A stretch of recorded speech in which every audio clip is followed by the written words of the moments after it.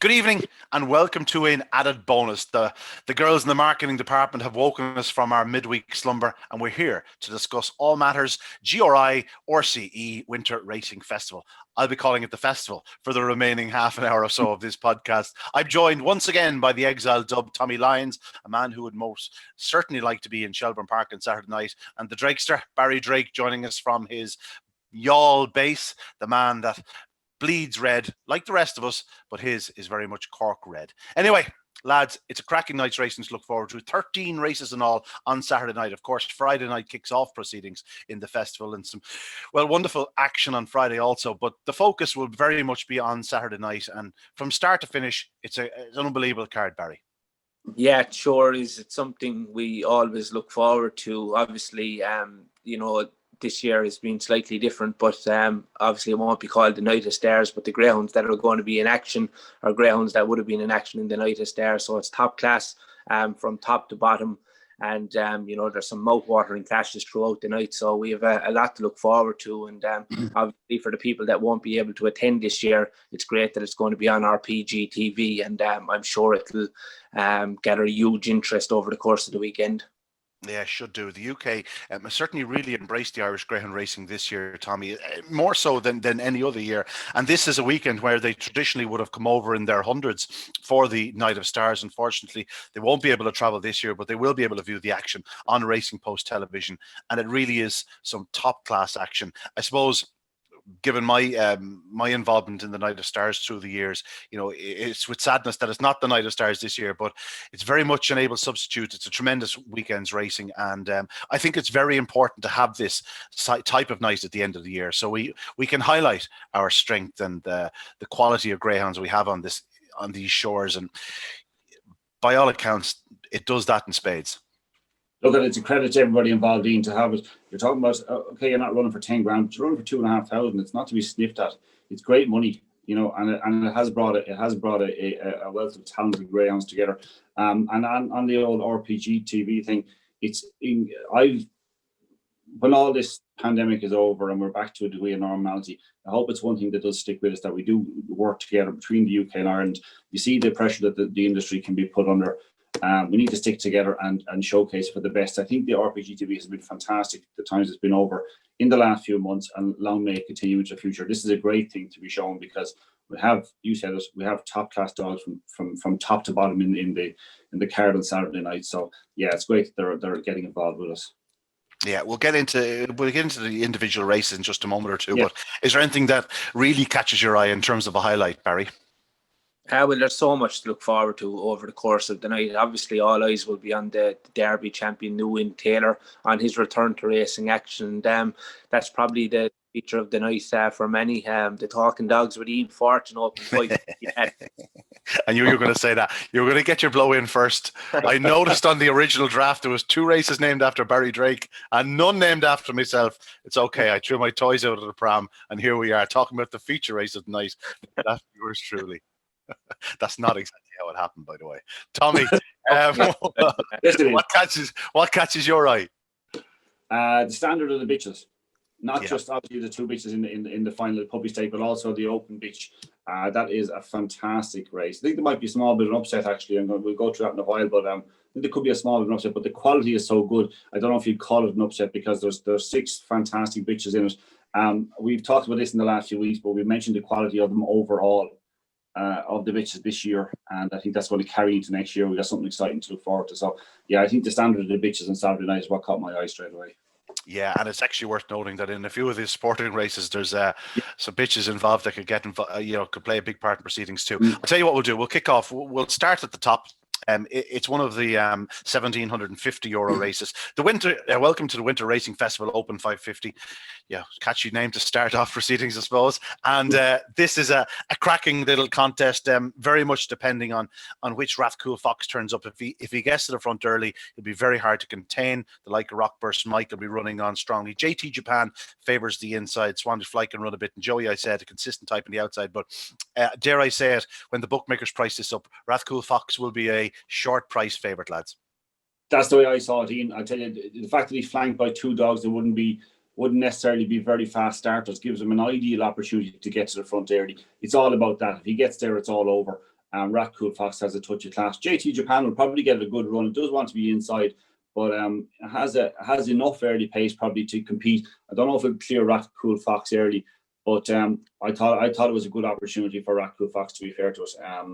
It was picked up late by Amazing Champ over further the last night, dropping back to 550, get out in front and get a good start for punters. Yeah, Barry, you're a similar enough thought? Yeah, but just in terms of punting perspectives and stuff like that, like I wouldn't be inclined to get stuck into any short price favourite here on Saturday night, like at around the evens 5-4. It just wouldn't be for me. I think I've learned that lesson maybe in previous years at Night of Stars. It's just ultra competitive racing, but at the same time, it is a perfect opportunity for Raccoon Fox to dominate from start to finish. Makeup of the race and draw, everything is in his favour. JT Japan, a very fast greyhound, but probably slightly disappointing at this kind of class. I think that was maybe a kind of a slight drop in class for him the last time when he returned to winning form. But yeah, I would imagine Raccoon Fox will be all the rage in the opener for trainer Graham Holland. Yeah, perhaps if there was going to be an outsider winning this contest, maybe my angle is the Barking Buzz will be offering tote guarantees on the night. I have no doubt about that. Maybe throw in something like Rockburst might be second and hope that there is a bit of an upset, because where he's not blessed with early speed, he absolutely hammers down the back straight, stays on strongly, and there's a little bit of character to him. And to be second isn't a bad little bet. He's been second 6 of his 19 starts to date, but a very fast greyhound. On to the second race of the card, and we've been doing plenty of talking about Tommy O'Donovan in recent times, and Ger Hutton. And Pierno is a kennel companion and closely related to Epic Hero, the Ledger champion. He's a notable runner in the second race, but I'm sure the likes of Ballymacart will be popular enough in the betting. This lady, blistering early speed. We saw her run so well through the Oaks.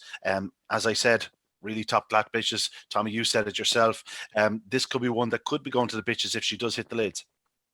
It could, but you know what? This is deeply competitive. There's a lot of early pace in this. Bulmer Santini is stepping up in grade. Has a bit of early pace. Pierno is lightly raced. He found only Knock Boy Flight, who was a semi-finalist in the Ledger. Only found him too good in the Casco. Ballymacart is a bitch taking on dogs. She has explosive early pace. I think this is a fair test of her now, to be quite honest about it. Leaving her own sex and taking on the boys. Kamiko is a dog that will probably improve.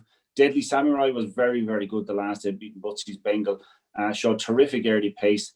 And Pilgrim Hill was a wide margin winner. I thought maybe Deadly Samurai might be a small bit of value in this one. I think he's got enough early pace. I don't know what's going to happen along the inside. Can Ballymacart clear them? If she does, she might win. If she hits the lid, she can. There's no question about that, Jim. Yeah, not just. She probably will be favoured in, but not one I'm going to get stuck into, to be honest.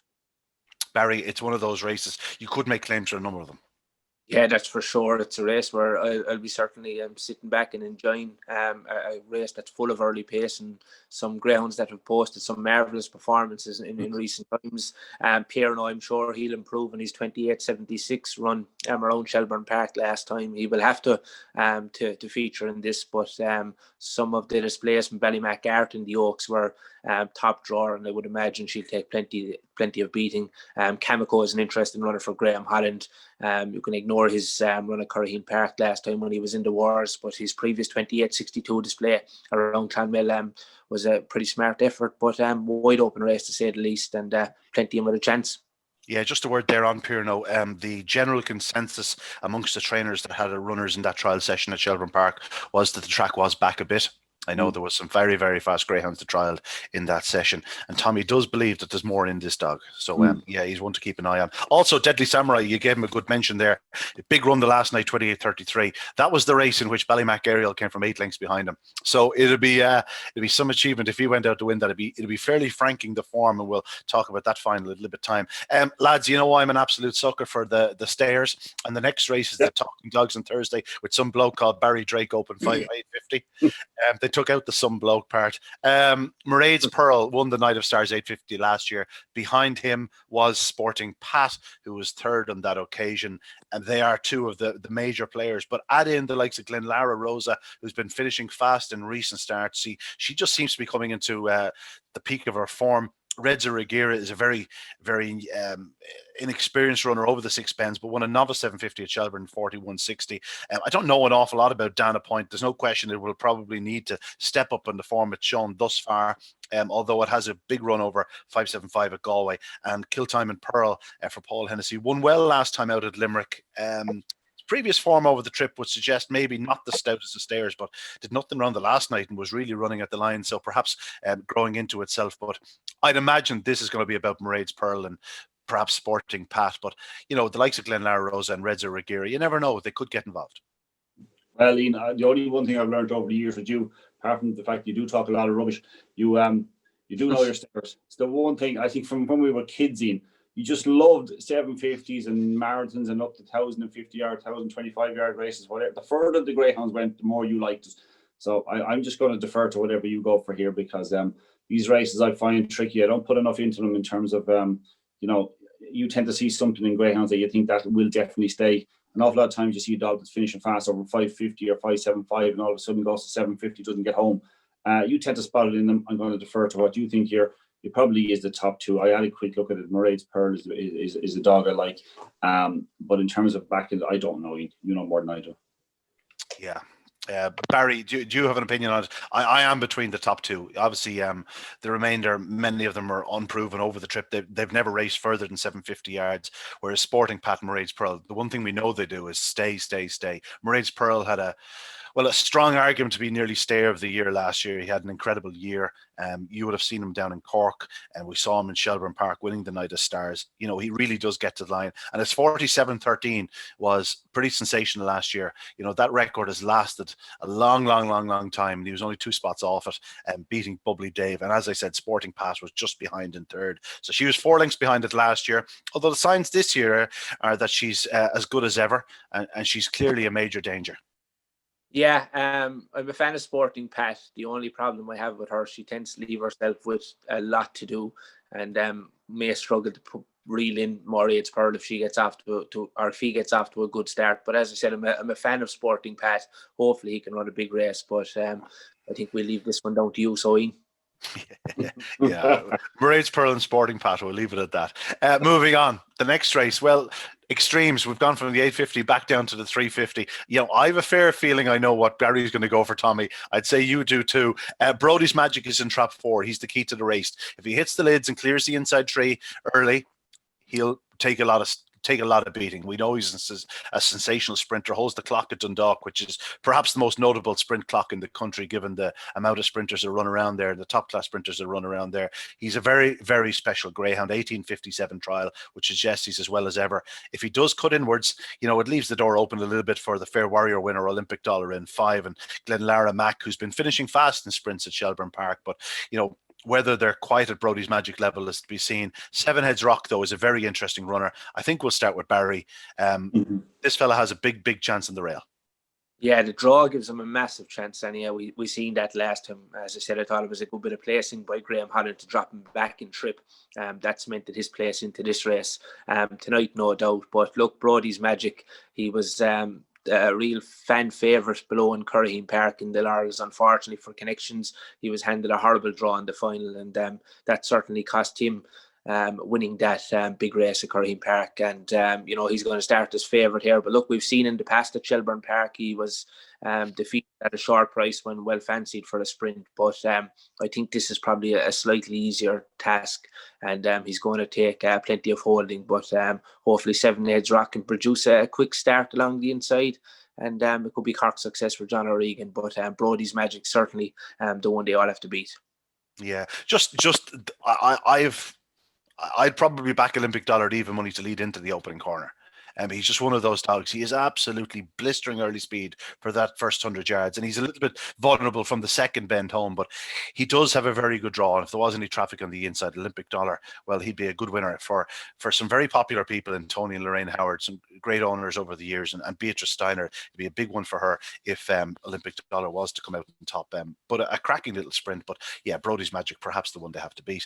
On so to the fifth race in your card, and back to the €1,750 races. This is the Syndicate 500. 550, and you feared that the Syndicate 550 could be a poorer race, but we're not having any of it. There seems to be some syndicates involved in very, very fast greyhounds, and here we have Derby finalists in the satchel taking on the likes of Great Name That, who has already gone under 28 seconds at Shelbourne Park.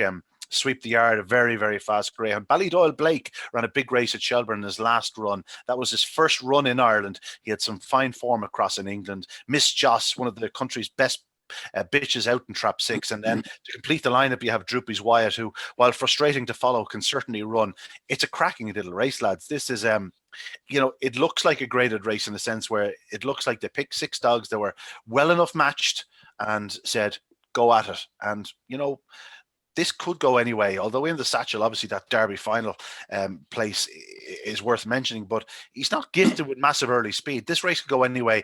Great Name That, just fearing that the traffic around Limerick is playing on his mind, because he did something strange on the corner the last time at Shelbourne Park. Really didn't get into the race and stayed on late. Be interesting to see how he runs, but a cracking contest. Yeah, difficult contest, Ian. I thought Great Name That would be the obvious one from the draw if he produces best, but it'll be very hard to face into him now after the last couple of runs. I just very quickly go back to the sprint. Barry mightn't be allowed into y'all tonight unless he gives a good mention to Nicholas and Paddy Welch. Have a dog in the sprint, Skylight Blake, that might have a bit of a squeak, but I think he'll want to be hitting it because Brody's be straight across him. I love it. You know my feelings on Brody's Magic. I think he's one of the fastest dogs in training. I think he will win. I think it's a step down in class, or a lot more stepping up a little bit to meet him. Olympic Dollar will step to his right slightly coming out of traps. Fast dog, but I think Brody's Magic was a finalist in the Laurels. He was a finalist in the Sprint Cup, the Irish Sprint Cup as well. I think it's a little bit better class than the Fair Warrior. Olympic Dollar is the obvious one to win if Brody's Magic fails to produce it. But he's a terrific dog. He's been given a break. It was a fast trial.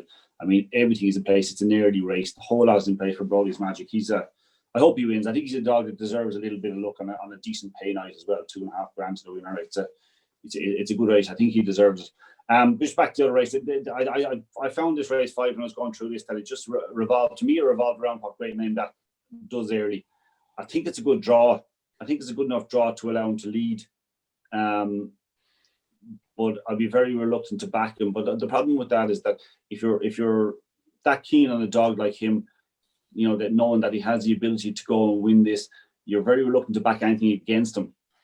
Because if you do, you know what's capable of. I think it revolves around him. I just don't know what to expect of him. Maybe Barry will have a stronger opinion on it, or you might have a stronger opinion. I'm not sure what to expect.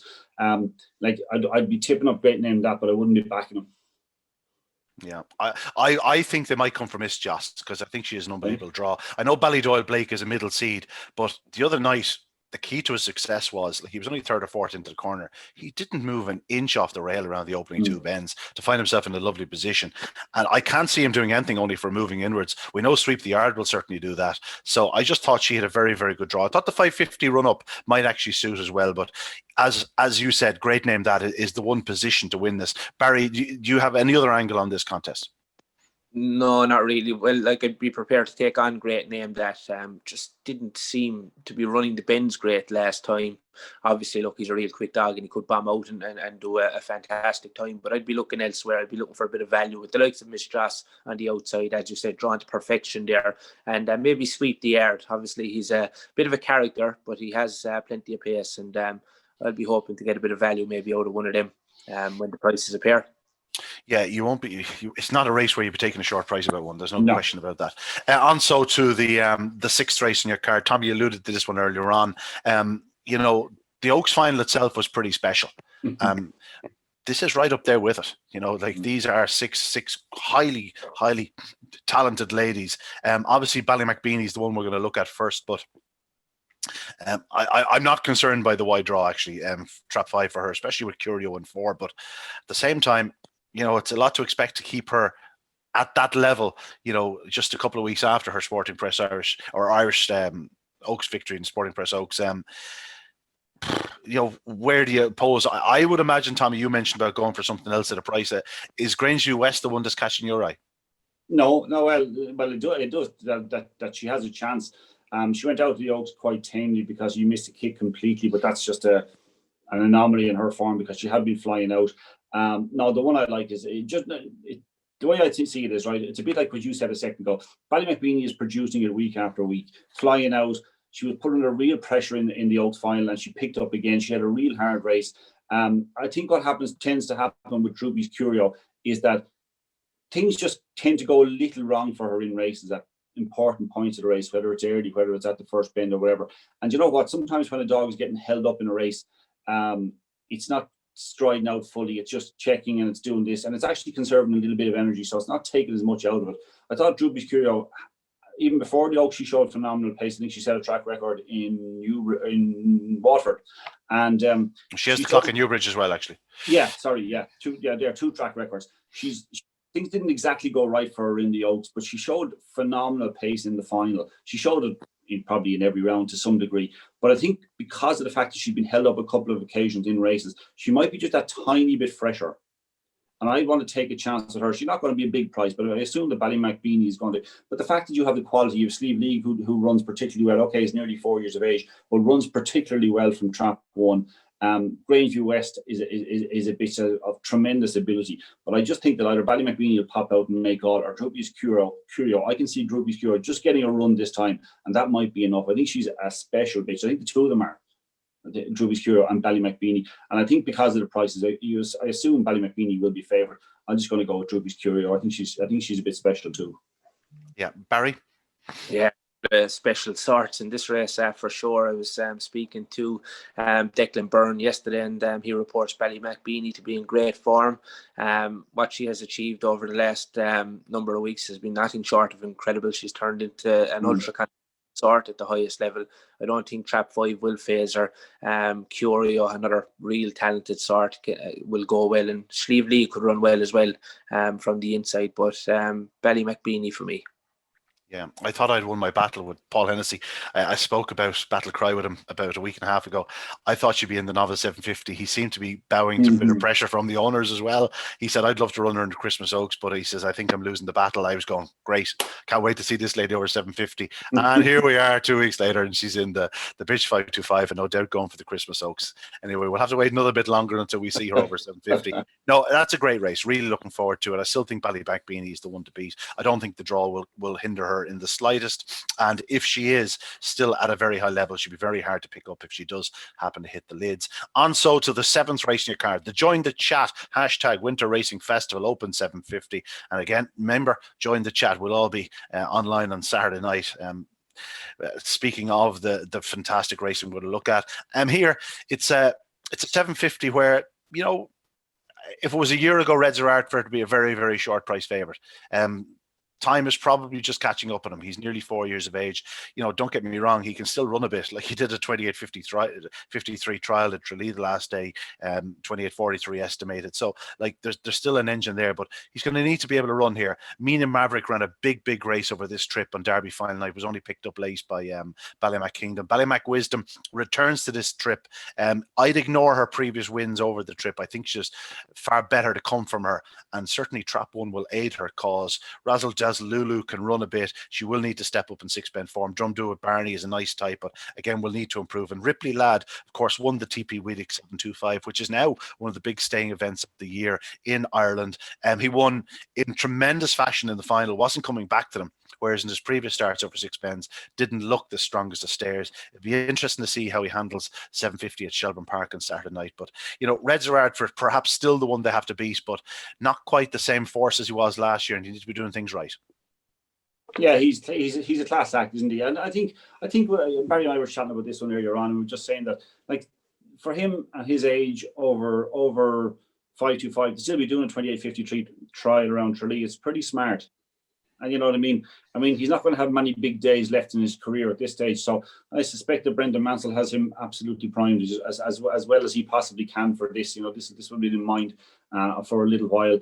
I think he's still going to take a bit of beating. Ballymac Wisdom, as far as I can see, and I don't know, I was looking before him, I thought it only ran once over 750. Dead heat, is that right? Yeah, she had to come from off the pace. She found trouble early, missed the kick. About 5 or 6 behind, yeah. I would imagine there's lengths and lengths left in her. Yeah, probably a decent job. Mina Maverick has been running in good competitions. Ran well over a shorter trip the last day. Had been running in the ran in Mullingar and Rásaíocht, ran very well. Probably a dog that can improve, and we know how Michael Corr's season has been going. So you just definitely wouldn't rule out the fact that he might have another nice payday. But I think Reza Ardford is probably good enough. He is class, as you said, it was a year ago it wouldn't be even betting. But I think he's probably been primed in the sense to have one last hurrah, and I think he'll probably get the job done. Yeah, Barry. Yeah, I think this race is wide open. Obviously 28.53 from Reza Ardford over 2.5 last time. Thought that was a fine display from him. Was impressed with Mina Maverick down in Limerick last time. Thought that was an eye catcher, much better drawn in trap number 2. It's just a matter if he can win the early battle. I suppose he'll be favoured to win the early battle with Ballymac Wisdom, but thought that ran very well behind Amazing Champ and Rat Cool Fox last time. Tough race. I'll take a chance with Mina Maverick there for the cars who will be hoping to get off the front early. Yeah, he has a 13.17, a 13.58. That 13.58, like that's really, really running to the winning line first time around. If he did hit him the front, he'd be very hard to pick up. My eye is drawn to Ballymac Wisdom a bit. I just think she'll run a big, big race. She flew home the last night behind Amazing Champ. It's just whether she has the tactical speed to keep up with the likes of Mina Maverick and Ripley Ladd in the early yards. I've no doubt Ripley Ladd will be very prominent in this contest. It's just a case of whether he can hold on if he gets to the front. Reza Ardford, what a warrior he's been. And he's still performing, and I hope he does run very, very well for Connections. On now to the IGOBF National Puppy Stake final. We discussed this briefly actually in our chat earlier on in the week. Billy's Diva has the draw, although Explosive Boy won't make things all too easy for her if he hits the lids. He definitely does favour the fence. Ballymac Ariel is out in trap 5. I'm not too concerned by her draw. I know Jetstream Emma did dive right from 1 last week, but she's in 4 tonight or on Saturday night. You can't imagine she's going to drift wide from 4. So, on paper, they all have claims, obviously enough, but it's between probably Billy's Diva and Ballymac Ariel with perhaps 2 and 3 the most likely to cause a shock if there was to be one. Yeah, it's the minute I saw the draw, you thought, God, Billy's Diva has a superb draw. I'm always loath to go against Ballymac Ariel because I think what she will do, she has broken 28 seconds in a trial. I think she'll go close to the track record next year when things just give her time to mature and get a bit of experience. She's only had 3 runs. When she gets that all under her belt and she has a little bit of a break and comes back early next year, I expect something huge out of Ballymac Ariel. I'm loath to go against her because she has that ability, and she could even break 28 seconds on Saturday night. But Billy's Diva has an absolutely fantastic draw. I think she's capable of holding the inside line early, and it might sway the verdict slightly in her favour. It depends on what way they price it. I really, really dislike going against greyhounds. Ballymac Ariel's ability. Like, what do they go, Barry? 10 to 11 Ballymac Ariel and 5 to 4 the top. That's just from one firm. If that's the case, I'd rather take the 10 to 11 Ballymac Ariel than the 5 to 4 the top. I thought the top might be slightly bigger on account of the ability that Ballymac Ariel has. So, I mean, if it's that close between the two of them, just because I think they're 2 fabulous bitches, and what they're going to be next year, both of them. Like, there's a February 19 pup, Billy's Diva, April 19 pup, Ballymac Ariel. They're really, really, really top class. I would just because of those prices, I thought there might be a bigger discrepancy between the two. I'd go with Ballymac Ariel. I tend to agree. I think Ariel might just do something special on Saturday night. I know I'm expecting that ever since I saw that first run of hers, but yeah, it'd be no surprise to me if she won this. If she won this by 3 or 4 lengths in a massive time, whatever the conditions allow. If she gets a clear run, I'd be amazed if her time was beaten over the 2 nights of the festival. Does that make sense? Yeah. And so to the Retired Greyhound Trust Open bitch 550, and again it was a great idea giving the bitches a 550 because over so many years the bitch 52 or the Oaks and it's always been a speed test more so, but you've got really strong running dogs in this and strong running performers like. Perhaps the exception is Fabulous Belle on the outside. She looks all about early speed, and she could be perhaps the most likely leader on the outside. But if any of the rest turn on her backside, it's probably going to be curtains. Price's Verona, she's gone 4, but she's a star. 28-26 in the quarterfinals of the Oaks, a brilliant run. Slippery Diva, a couple of massive runs in defeat, at 28-18 on her card. She was only beaten 2 lengths by the night. Ballymacbeanie did 28-04. Ballymactaz, an English Derby runner-up, she's won over 525, 550, 575, 600. Like, she's 32-10 on her card, estimated for the 600. She's broken 28 seconds. What a star she's been. Scooby Princess, well, we know how strong she is. She's had an unbelievable year too. Big run in defeat over 575 last time.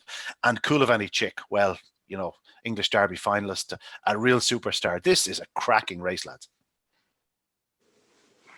Draw is kind of tricky enough, I suppose, for Coolavani Chick, in the sense that if Fabulous Bell breaks, and then you've got a lot of talent inside that you've got to clear, really.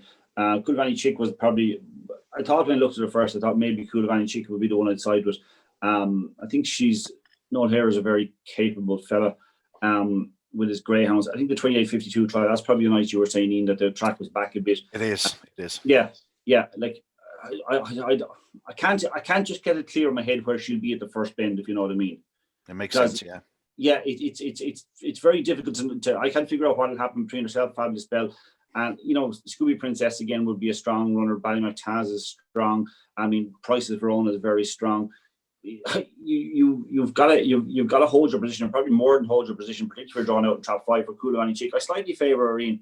I just think she showed real quality in Nottingham. She has a good record over here. I think she'd be able to put herself in a good enough position early. Scooby Princess is the one I'd be most afraid of. Barry? Yeah, big fan of Scooby Princess, but she can be hit or miss at the traps. I suppose the same can be said about Coolavani Chick, but look, 28-52 on the 27th of November. Obviously, you said the track was running slow. I think pairing out at 28-76, I'd be prepared to take a chance with Coolavani Chick. Yeah, I think Coolavani Chick will be either on the backside of Fabulous Bell or up or inside on the corner. I think that'll be enough. I just think, whereas she will appreciate every extra yard into the corner, I'm not sure the same could be said for her 4 rivals up the inside of her.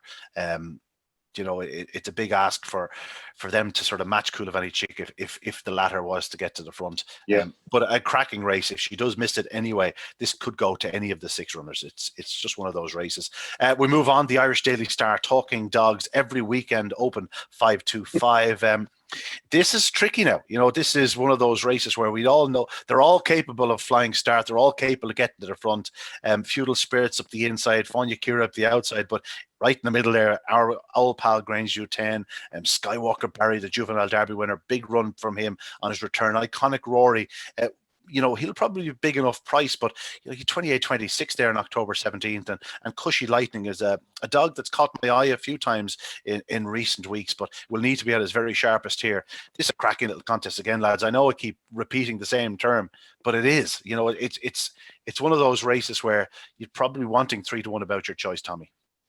Yeah, I spent long enough trying to get Grange U10 beaten in the Laurels, and I actually don't want him beaten this time. Barry was laughing at me. He'd be saying, you'd be giving out about Grange U10, saying he has no chance, but I won't. I do like the dog.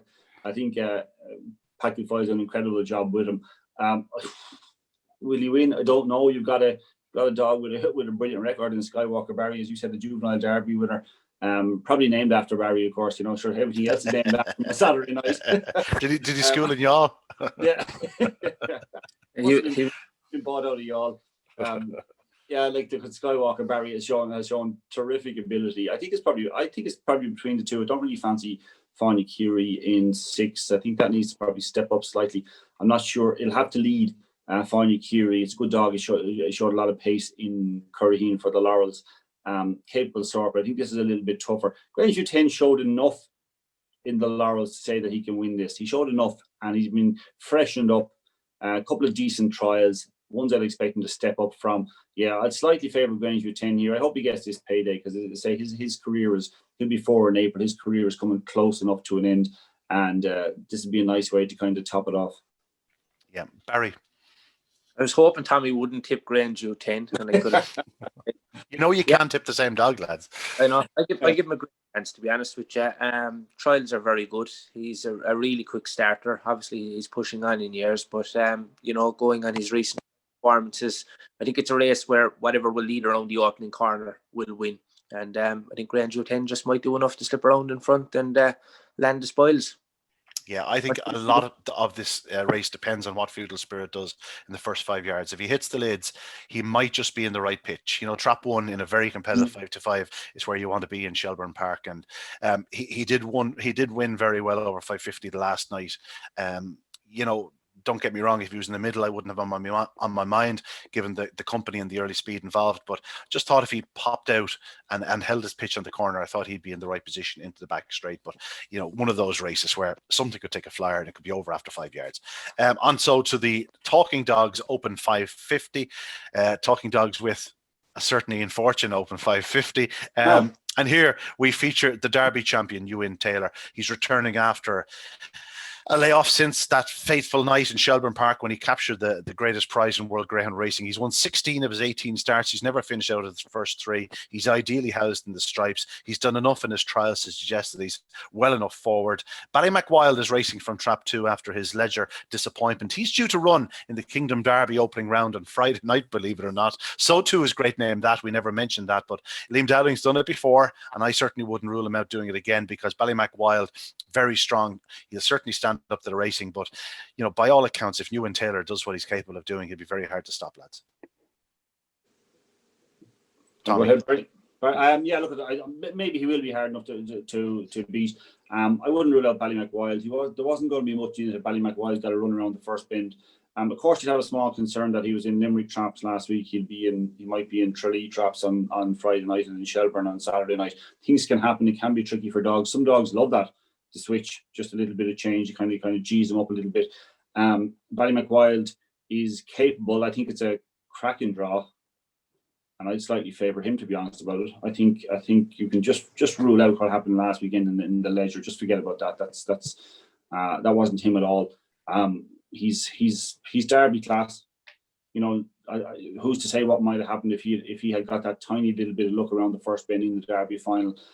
So it's no penalty kick for Ewan Taylor, but I think it's just between the two. I can't see the rest of them getting into it. Slightly disappointed with Garbel in last time, I think, but he's a very capable dog, no doubt about that. But this is a really good race. I can see Mcwild being in front of him. I can see Ewan Taylor being in front of him. I don't think anything will come from behind both of them. But for me, I'd favour Mcwild. I think forget about Limerick. Remember what he did in the Derby and how unlucky he was in the Derby final. So for me, a little bit of revenge for Mcwild. Yeah, Barry. First of all, great to see our Derby champion back in action on Saturday night. 16 wins from 18 career outings is a record we very, very rarely see. So, huge credit must go to Graham Holland, for that, and the dog. What a fabulous greyhound he is. But when I did see the draw, straight away, I was fairly sweet in the chances of Mcwild. I think it's got a fantastic draw in trap number 2, and I could just see him putting on a top class display and maybe upsetting Ewan Taylor. However, if he runs in the Kingdom Derby on Friday night, that would be a slight concern for me.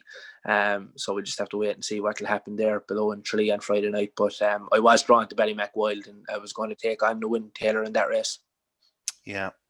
For what it's worth, I think Ewan Taylor will make every inch of the running. I thought perhaps nearly his worst run of the Derby was in the Derby final, although it was a brave, fantastic performance.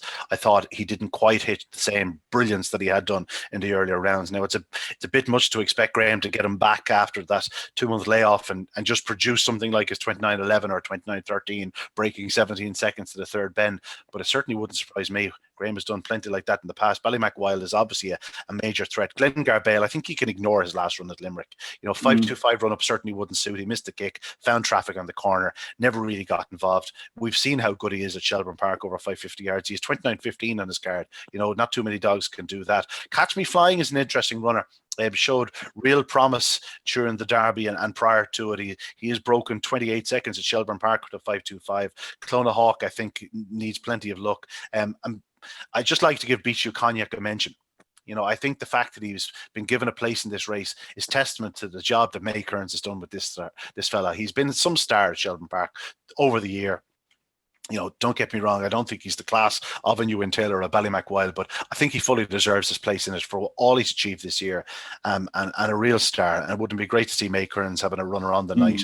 And we'll move on because we're running out of time. We've 2 races still to cover. The next race, actually worth pointing out there, New Taylor.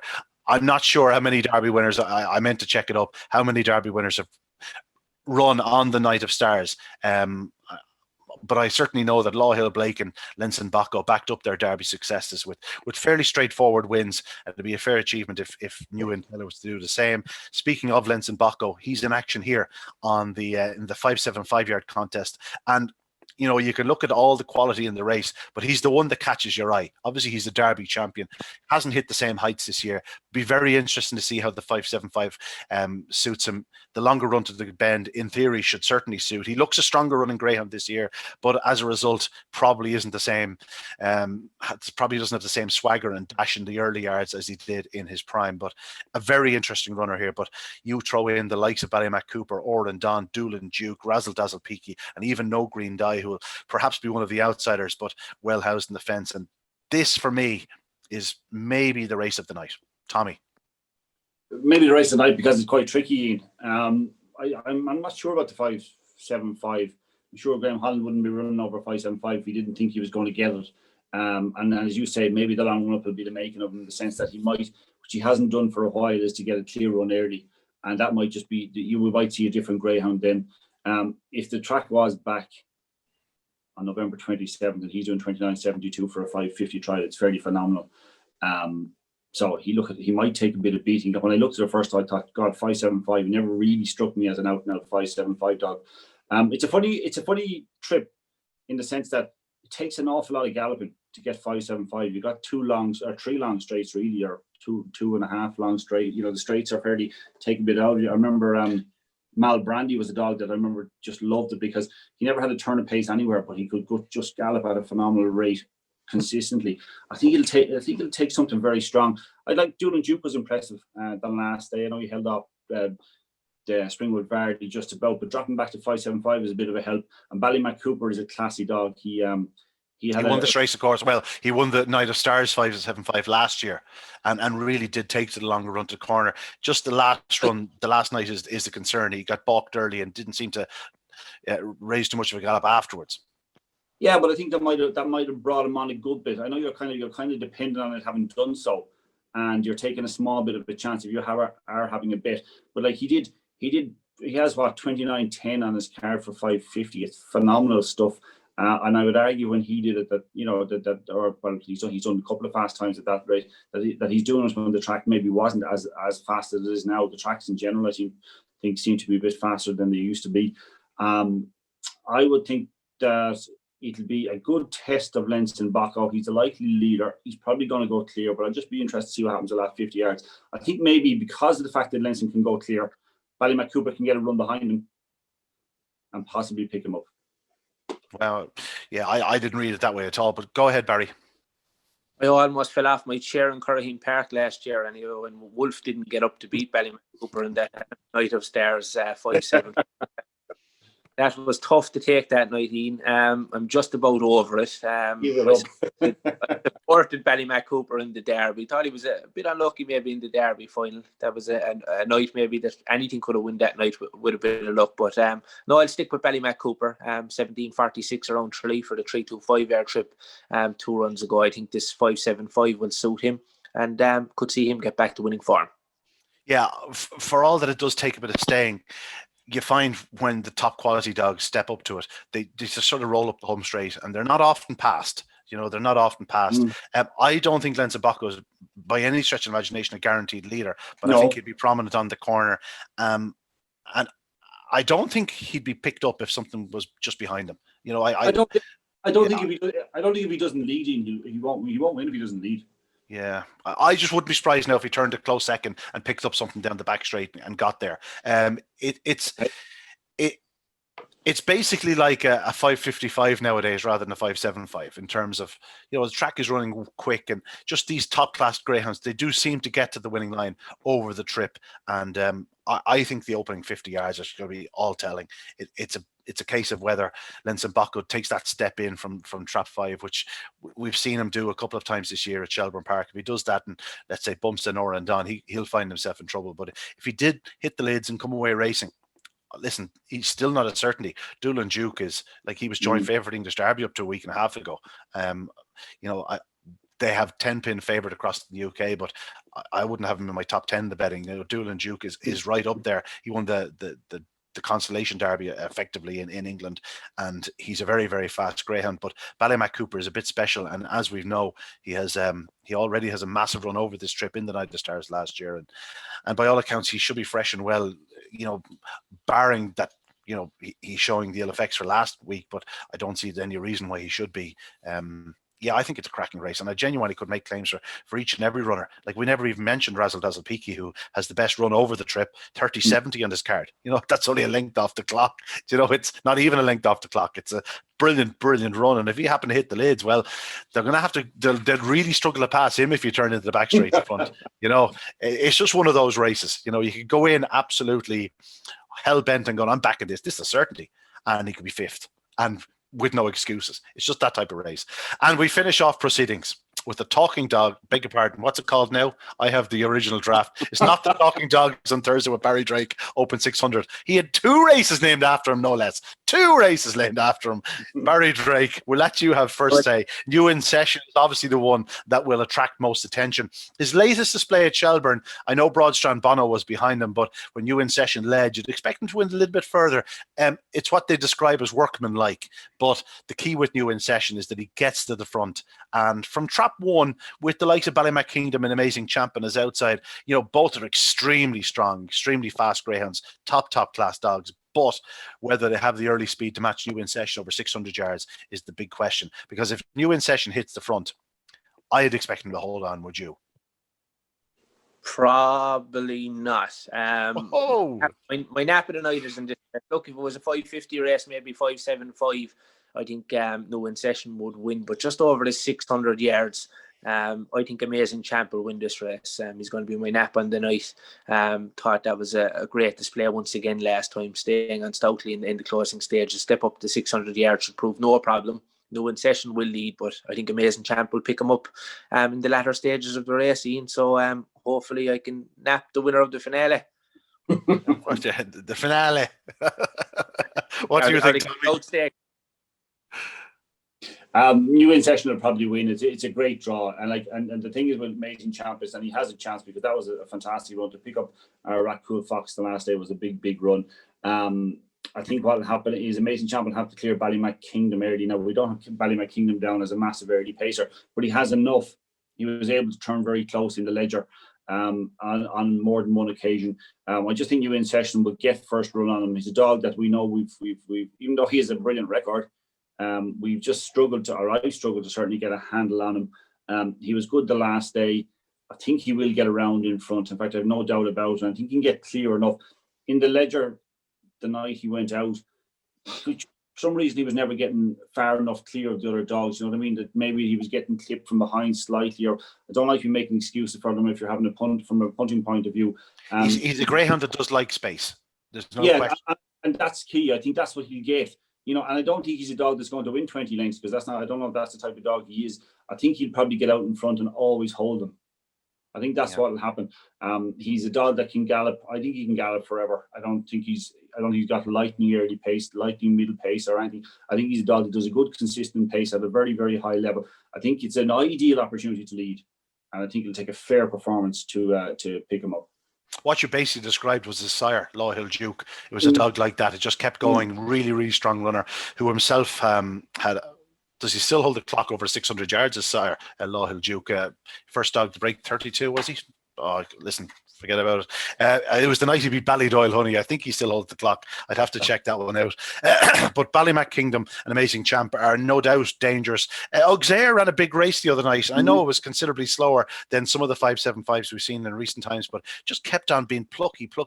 Like, he looked like he was going to be fifth off the last bend and just kept going up the home straight. And of course, he is a brother to the likes of Unlock and Lock and Coolavany Chick and Coolavany Banny and all that pedigree. They really get to the line. Drumdoor Bermuda is a dog that's been running extremely well all year for Rebecca Porter and Alan Byrne. And he just might, race prominent enough in the opening stages. He's a dog that probably needs to go around in front because he does stay middle to wide if there's dogs up his inside. And almighty Paddy, well, he's been giving Jerry Purcell a great spin this year. He has wins already over this trip, 32.50 at Shelbourne Park. It's not to be sniffed at, but I think we'll all agree that if New In Session does what he's capable of, gets to the front and keeps going, if he gets to the winning line, it'll be very hard to stop, although good man Barry is tipping Amazing Champ to beat him. Not only just beat him, but as his nap, no less. Amazing Champ, just worth pointing out there, in his second last start, he was always second to Razzle Dazzle Peaky, who we just mentioned in the previous race, 30-70 on that occasion. Amazing Champ just keeps on going.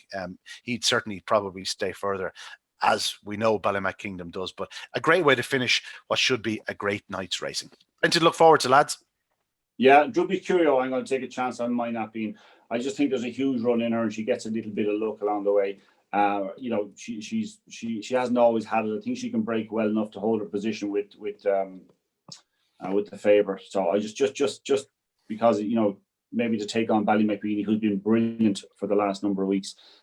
We've got a group of sensational bitches. I don't think you've got one that stands out because they're that good, as that high a level. If they did, they'd be bitches for all time. So I'm just going to take a chance on Druby's Cure. I think she's got pace, equal pace to Ballymacbeanie, both sensational. I think the price will dictate that she's a bet. Okay, Barry, you've already nominated your nap Amazing Champ. Anything else just catches the eye that was close enough to get a nap selection? Yeah, Billy's Diva, I think, will make the most of trap number 1 and maintain its unbeaten record from that trap. But just in terms of the race, and again overall, Ian, obviously, look, we've been putting selections forward, but like anyone that's running here on Saturday night is a top class greyhound. They're all worthy of their place, and I'm sure we'll see some fantastic racing on Saturday night. And congratulations to everyone that has been, I suppose, selected to get into these races. And it's certainly a great achievement to be involved with one of the biggest nights of the year at Shelbourne Park. Yeah, no, fair play. I'm opposing your 3 selections, lads. I'm going to go for Ballymacbeanie to beat Tommy's Curio. I'm going to go for New In Session to beat Barry Drake's Amazing Champ. And I'm going to go for Ballymac Ariel. I think we're going to see something special from Ballymac Ariel. But my nap, and as I was looking at the race earlier on, I went, do you know what? I can't make head nor tail of this. And the more I looked at it and the more I heard you speaking, do you know, I think Kulavani Chick will probably win. I think she'll probably win handy enough if she comes away racing, because I think she has more early speed than those on her inside, and I think she'd blow holes from Fabulous Bell from the third bend home. So I'm going to go with Kulavani Chick as my nap. But you know what, lads? Win, lose or draw, it's going to be a great night's racing, and looking forward to it, every single second of it. Don't forget, there are the nominators that will be there, or that will have their dogs running on the night. There's 78 greyhounds, I believe, and we have 2 sets of nominators, and that draw will be up online. You can check it out in the various social media channels, and best of luck with your nomination prize. You get the chance to win a Talking Dogs mug. There's a water bottle. There's loads in the box. I don't exactly know what there is. You know, for all this plugging, I should be getting the box myself, but sure. Tommy wants to give me at this moment in time.